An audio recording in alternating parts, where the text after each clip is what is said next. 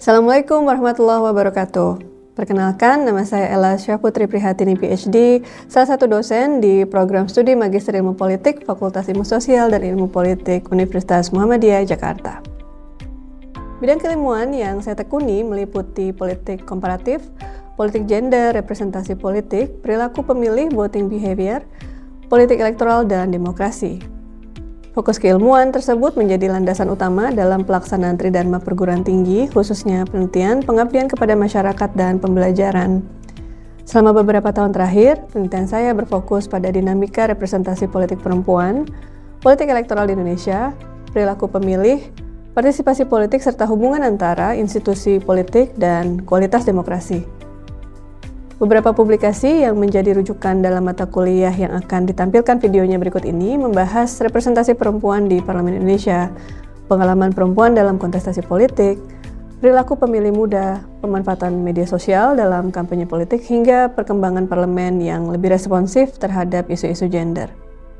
Hasil-hasil penelitian tersebut saya integrasikan secara langsung ke dalam materi perkuliahan sehingga mahasiswa memperoleh kesempatan untuk mempelajari teori melalui bukti yang empiris dan temuan penelitian terkini. Roadmap penelitian tersebut juga menjadi dasar pelaksanaan kegiatan pengabdian kepada masyarakat yang berorientasi pada peningkatan literasi demokrasi, pendidikan politik masyarakat, penguatan kapasitas perempuan dalam politik, serta pengembangan tata kelola demokrasi yang lebih inklusif. Dengan demikian, pembelajaran tidak hanya berangkat dari teori, tapi juga dari pengalaman penelitian lapangan, praktik pengabdian yang relevan dengan dinamika politik Indonesia. Pada kesempatan kali ini, saya akan menyampaikan implementasi pembelajaran pada mata kuliah representasi dan politik elektoral. Mata kuliah ini merupakan mata kuliah wajib program studi Magister Ilmu Politik dengan bobot 3 SKS dan diselenggarakan pada semester 3. Mata kuliah ini dirancang untuk memberikan pemahaman yang komprehensif mengenai teori serta praktik representasi politik dan politik elektoral dalam perspektif komparatif. Penekanannya pada perkembangan demokrasi Indonesia. Selain menguasai konsep-konsep utama dalam ilmu politik, mahasiswa diharapkan mampu menganalisis berbagai persoalan representasi politik menggunakan pendekatan teoritis, bukti empiris, serta menghasilkan rekomendasi kebijakan yang berbasis riset. Pelaksanaan pembelajaran menggunakan pendekatan Outcome-Based Education atau OBE yang menempatkan capaian pembelajaran sebagai dasar dalam penyusunan materi, strategi pembelajaran, dan assessment.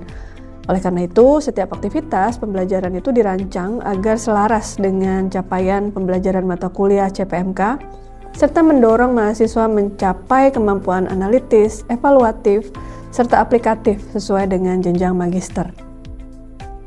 Metode pembelajaran yang diterapkan mengkombinasikan interactive lecture, reading-based seminar, student-led discussion, case method, problem-based learning, workshop, serta research seminar. Mahasiswa didorong untuk membaca artikel jurnal dan buku-buku rujukan sebelum perkuliahan, kemudian mendiskusikannya secara kritis melalui analisis kasus, presentasi, maupun refleksi akademik.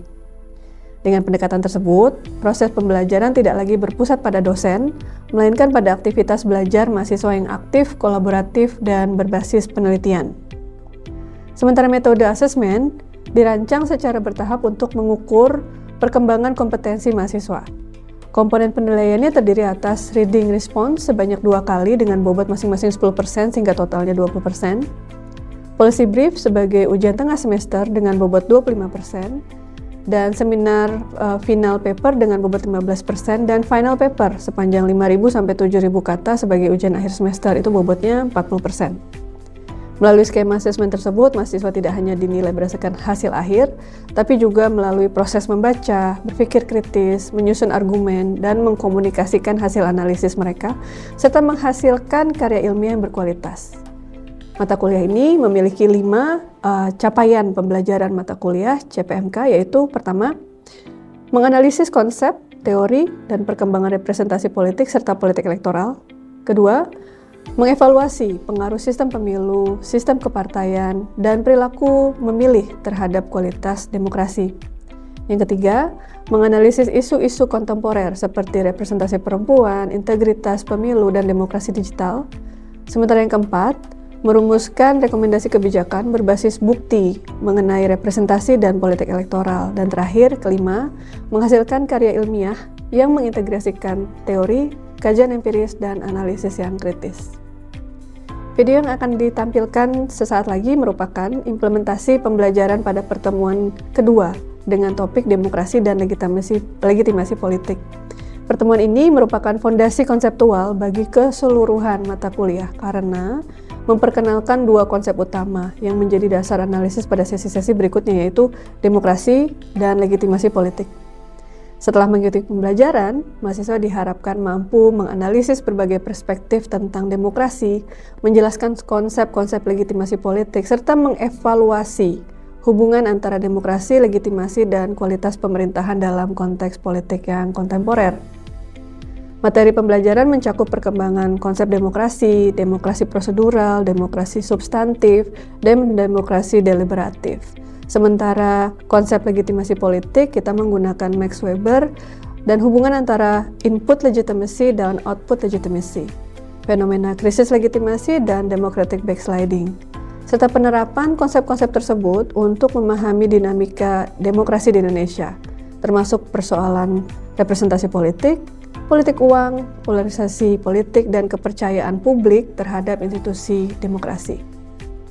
Proses pembelajaran diawali dengan apersepsi, yaitu pembahasan isu-isu politik aktual yang sedang in di Indonesia. Selanjutnya, dosen akan memfasilitasi penyampaian materi secara interaktif dengan mengintegrasikan teori, hasil penelitian, serta studi kasus yang relevan. Mahasiswa kemudian diajak mendiskusikan ketertarikan antara konsep demokrasi dan legitimasi politik dan berbagai fenomena politik kontemporer sehingga mereka mampu membangun argumentasi akademik yang didukung oleh literatur serta bukti-bukti empiris. Sebagai bagian dari asesmen formatif, mahasiswa diberikan tugas reading response berdasarkan salah satu bacaan yang wajib, yaitu satu buku yang sangat terkenal saat ini ya, How Democracies Die, karya Stephen Levitsky dan Daniel Ziblatt. Mahasiswa diminta untuk menyusun tanggapan kritis secara ringkas saja dengan mengaitkan argumen penulis terhadap perkembangan demokrasi di Indonesia. Nah, tugas ini diharapkan mampu melatih kemampuan membaca kritis, menyusun argumentasi akademik, serta menghubungkan antara teori dan realitas politik di lapangan. Melalui pembelajaran pada pertemuan di minggu kedua, mahasiswa diharapkan tidak hanya memahami demokrasi sebagai prosedur, tapi juga menjelaskan pentingnya legitimasi politik itu sebagai fondasi dari keberlangsungan pemerintahan yang demokratis, efektif, responsif, dan akuntabel.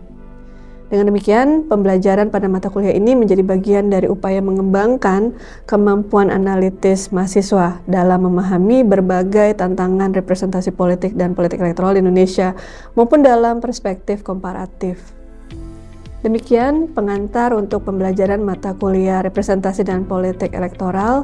Selanjutnya saya akan menampilkan cuplikan implementasi pembelajaran pada pertemuan kedua di dalam ruang kelas. Silakan menikmati, dan berikut adalah cuplikan video micro teaching saya untuk mata kuliah di pertemuan kedua. Selamat menyaksikan. Terima kasih. Assalamualaikum warahmatullahi wabarakatuh. Bismillahirrahmanirrahim. Assalamualaikum warahmatullahi wabarakatuh. Selamat pagi dan senang sekali hari ini kita bisa berjumpa kembali. Gimana kemarin weekendnya? Menyenangkan? Menyenangkan. Ada yang jalan-jalan atau di rumah aja? Di rumah.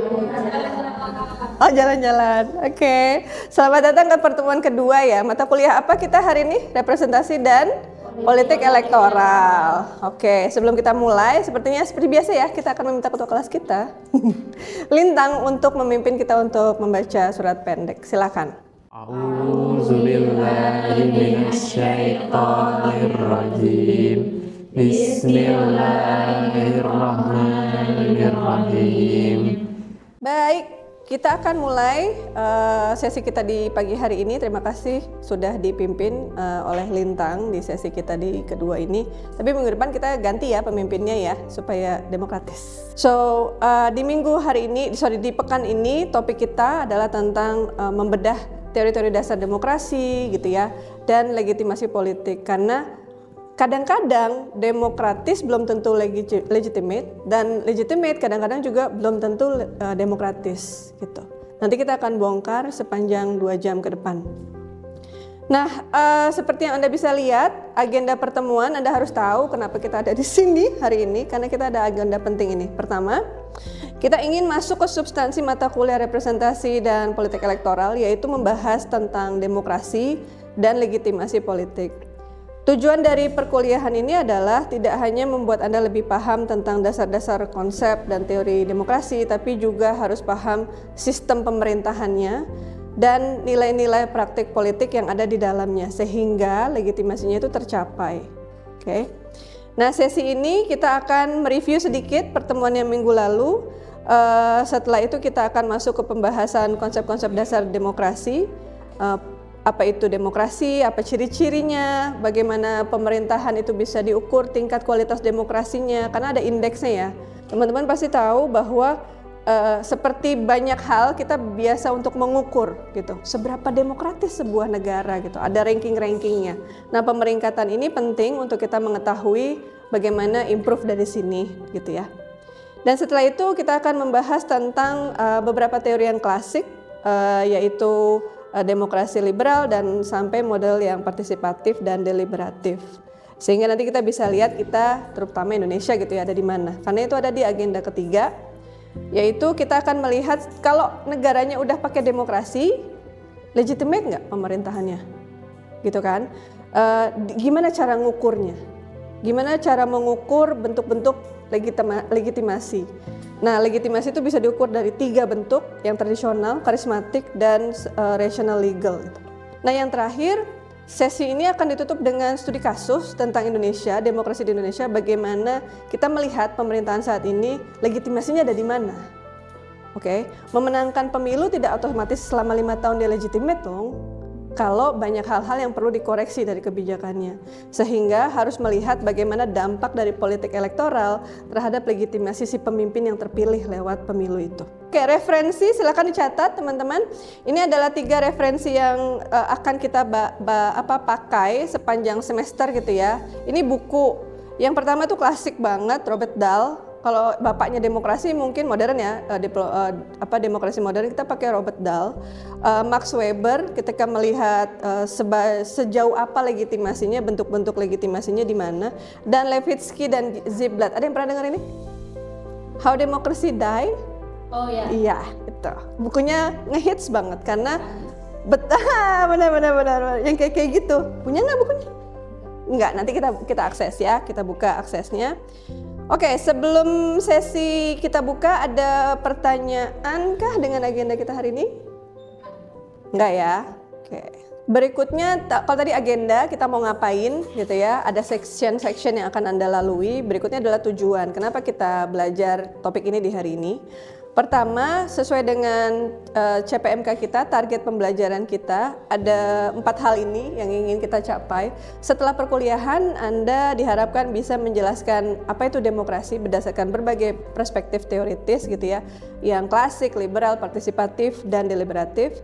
Kedua, Anda diharapkan bisa mengidentifikasi nilai-nilai demokrasi yang mana yang penting untuk memastikan kita punya demokrasi yang menghasilkan legitimasi tinggi bagi pemimpinnya. Dan yang ketiga, Anda diharapkan bisa menjelaskan bagaimana legitimasi politik itu terbentuk dan syarat-syarat apa supaya legitimasi itu stabil. Legitimasi itu bisa naik turun nggak? Bisa. Oke, tergantung kondisinya lagi gimana gitu. Kalau teman-teman merhatiin, baru kemarin Saiful Mujani Research itu nge-publish tingkat kepuasan terhadap presiden, ya kan?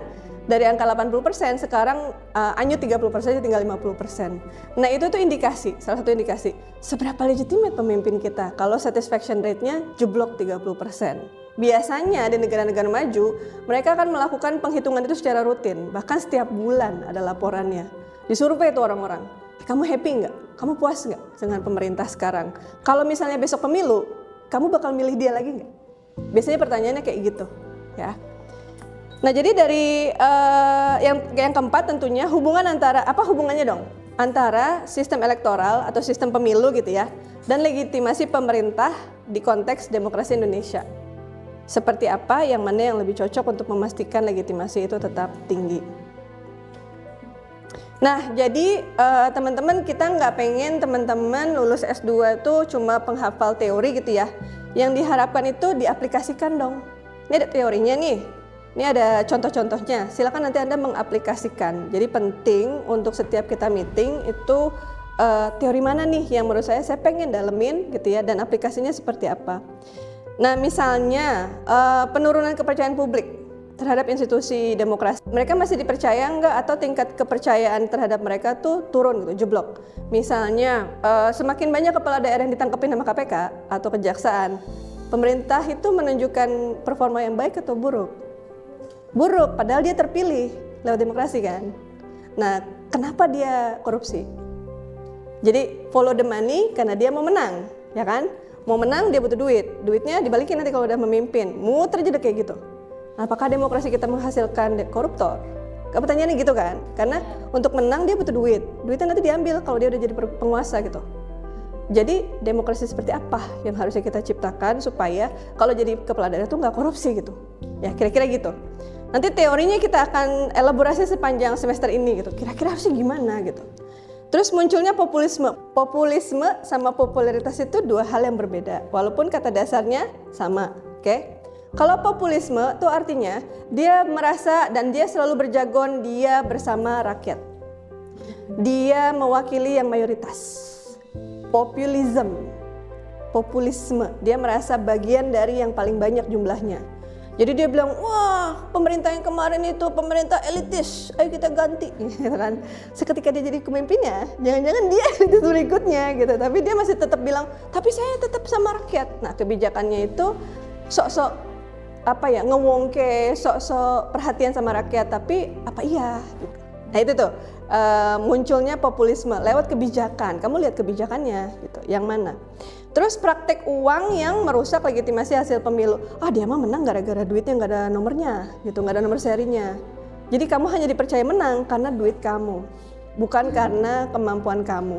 Jadi ada beberapa hal untuk cara kita mengaplikasikan sistem pemilu yang seperti apa dan menghasilkan legitimasi yang seperti bagaimana, gitu ya. Nah, capaian ini selaras dengan profil lulusan Magister Ilmu Politik di Universitas Muhammadiyah Jakarta karena kita menuntut ke teman-teman bisa berpikir kritis, analitis, dan reflektif. Jadi ketika bertemu sesuatu itu jangan cuma, ya emang begitu, jangan gitu ya. Langsung berpikirnya, kenapa begitu? Oke, tadi sudah prolognya, sekarang kita mulai masuk ke substansi. Jadi dua kata kunci minggu ini apa? Topik kita apa? Betul. Dan apa? Kedua apa? Legitimasi, betul. Pede dong. Legitimasi. Tulisnya pakai T. Legitimasi. Oke, sekarang kita mulai yang warna biru dulu ya. Siapa yang mau maju ke depan dan tulis kata kunci menurut Anda demokrasi itu apa? Silakan. Menurut kamu. Apa tuh jawaban pertama? Kebebasan. Yang kedua, hak asasi manusia. Oke, thank you.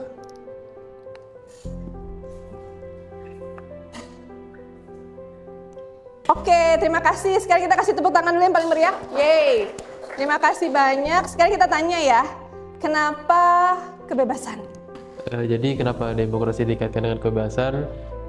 Jadi kebebasan ini berasal dari rakyat. Rakyat ini yang memang punya kebutuhan masing-masing dalam persoalan wilayah, terus ada lagi kan wilayah yang 3T itu kan memiliki permasalahan atau problem di setiap daerahnya. Nah, mungkin kalau misalkan di kepala daerahnya itu tidak tersampaikan, harusnya pemerintah pusat ataupun instansi-instansi yang berkaitan itu harus membantu. Nah, dari situ rakyat yang memang memerlukan suatu problem di daerah yang harus dituntaskan itu harus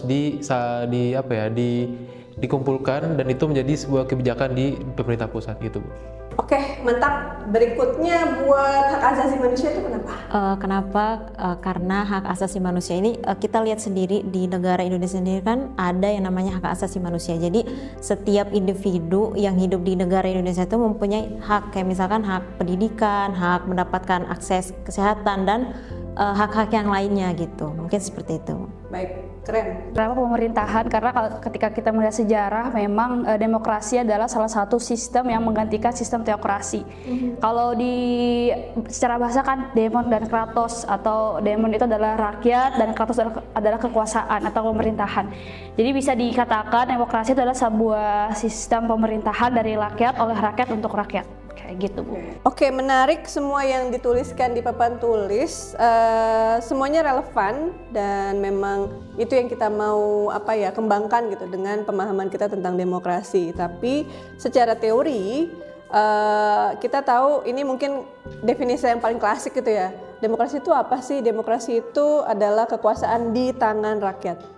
Jadi tadi dibilang bahwa yang paling klasik mungkin dari SD kita udah diajarin gitu ya, demokrasi itu kekuasaan ada di tangan rakyat. Pertanyaannya kemudian, rakyat yang mana? Yang punya duit 1 triliun itu rakyat, yang punya duit 100 triliun juga rakyat gitu kan, atau yang cuma punya 1000 di kantongnya, itu juga rakyat. Jadi kalau kita mau menelisik lebih dalam lagi, secara modern sekarang demokrasi itu di reframing, di rebranding gitu ya. Rebranding menjadi semacam seperangkat prinsip yang memungkinkan partisipasi rakyat, penghormatan terhadap hukum, dan perlindungan terhadap hak asasi manusia. Jadi ada 3 komponen itu. Kalau mau dibilang kamu demokratis nggak negaranya? Ya tanya dulu, ada nggak partisipasi rakyatnya? Milih nggak dia? Kalau milih boleh fair nggak? Boleh apa adanya nggak? Atau udah disetir gitu? Kamu boleh milih tapi partainya yang warna X misalnya gitu, yang lain jangan dipilih. Itu berarti kan pemilunya nggak bebas gitu kan? Partisipasinya tidak ada. Kalaupun ada itu disebut semu, ya kan? Kedua, penghormatan terhadap hukum. Kalau demokrasi seharusnya semua orang bisa dihukum dong kalau dia salah, ya kan? Kayak gitu nggak ada negara kamu, kayak gitu loh. Jadi variabel-variabel ini adalah standar yang digunakan saat ini ya di negara-negara modern untuk menentukan ini negara demokratis atau enggak. Ya. Dan yang terakhir, hak asasi manusia itu dilindungi enggak?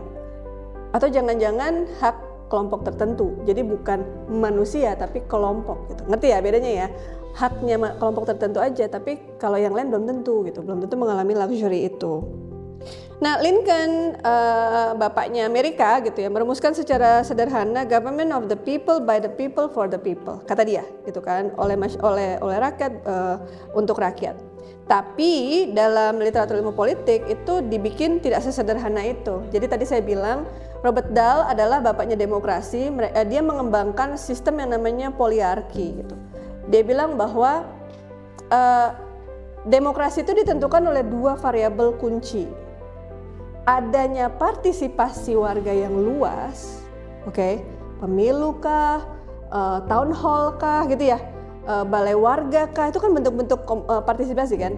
Tapi yang kedua yang lebih penting lagi adalah adanya kompetisi politik yang terbuka. Menurut dua begawan di topik ini, di teori ini, yaitu John Locke sama Montesquieu. Ini dia hidup di 2 periode yang berbeda ya. Yang satu orang Inggris, si John Locke, sementara Montesquieu ini orang Perancis. Anda bayangkan kita tarik ke abad 17 ya. Kira-kira di Eropa dulu tuh yang mimpin Eropa tuh raja apa presiden di abad 17? Raja dong ya, kaisar gitu-gitu kan. Nah, tapi ada orang kayanya nggak? Banyak, tuan tanahnya banyak. Akhirnya John Locke sama Montesquieu itu punya pemikiran seperti ini. Sebuah kekuasaan itu ada karena mayoritas orang, baik yang miskin dan yang kaya, itu menyerahkan kebebasannya kepada si penguasa ini. Itu ide awal liberalisme. Negara tuh nggak ada loh kalau saya bilang saya nggak mau tunduk sama kamu. Itu gaya berpikir itu orang Indonesia masih jarang kan, ngeliatnya seperti itu kan. Tapi kalau di luar negeri, kamu sebutin lah, nggak usah jauh-jauh ke Malaysia atau ke Singapura aja dulu gitu. Mereka tuh udah punya pemandangan yang seperti ini. Demokrasi kami itu liberal. Artinya liberal ini membuat kamu jadi bisa bikin negara. Saya membatasi hak saya sebagai orang kaya karena saya yakin lewat negara kita bisa ngatur aman sentosa bareng-bareng, ya kan? Nah dari situ orang mulai berpikir, kamu tuh sebagai pemimpin nggak bisa seenak perut kamu tuh ada karena saya mengizinkan. Itu gayanya orang liberal demokrasi gitu.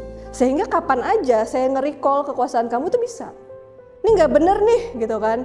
Kita aduin ke mahkamah misalnya gitu. Nih pemimpinnya zolim nih, ganti, bisa. Tapi kita nggak pernah berpikir seperti itu kan, karena kita ngerasa ya udahlah saya kan WNI misalnya gitu, ya udahlah negara saya dipimpin sama orang yang kayak lalala gitu ya.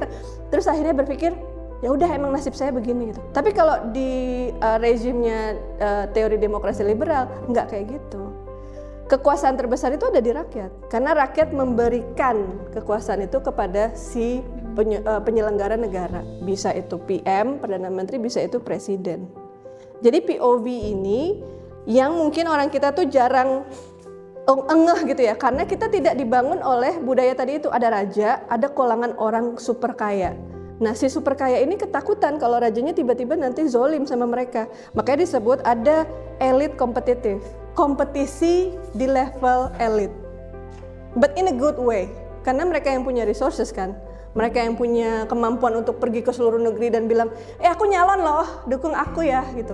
Kan nggak mungkin orang-orang yang masih sibuk dengan urusan sandang pangan papan melakukan hal itu. Gitu. Jadi demokrasi bukanlah pemerintah rakyat secara langsung, tapi ada perwakilan. Karena nggak mungkin kita semua bisa menangkap aspirasi penduduk yang banyak, gitu kan. Jadi harus ada perwakilan. Nah, teori demokrasi ini liberal ini menekankan yang namanya prosedur elektoralnya. Gimana cara orang terpilih? Caranya gimana? Suara terbanyak? Atau pakai, kalau di Amerika itu dia nggak one man one vote ya, dia ada electoral college-nya gitu. Jadi kamu milih electoral college. Nah si electoral college ini yang bakal milih presiden. Nah liberal demokrasi cenderung elitis dan gagal, saya kasih warna merah, menjamin keadilan sosial. Kenapa? Karena yang berkompetisi itu elitnya, orang-orang kayanya. Dari awal mereka tahu itu. Jadi mereka punya uang, mereka punya kemampuan untuk mempengaruhi massa, sehingga keterbatasannya adalah nggak ada keadilan sosial. Oke, dari pengalaman Indonesia kita juga harus melihat bagaimana comparatively gitu ya performa demokrasi dan legitimasi politik. Ada satu buku yang saya sudah tadi tuliskan di awal, adalah judulnya How Democracies Die. Ya, nah tugas Anda silakan dicatat. Pertama, pilih aja bab dari buku ini. Nanti akan ada di link untuk teman-teman unduh gitu ya bukunya. Pilih yang mana yang menurut Anda paling minat untuk baca. Tekuni satu bab aja. Oke. Nah dari satu bab itu coba Anda tulis 150 sampai 200 kata gitu ya, pendapat Anda sendiri.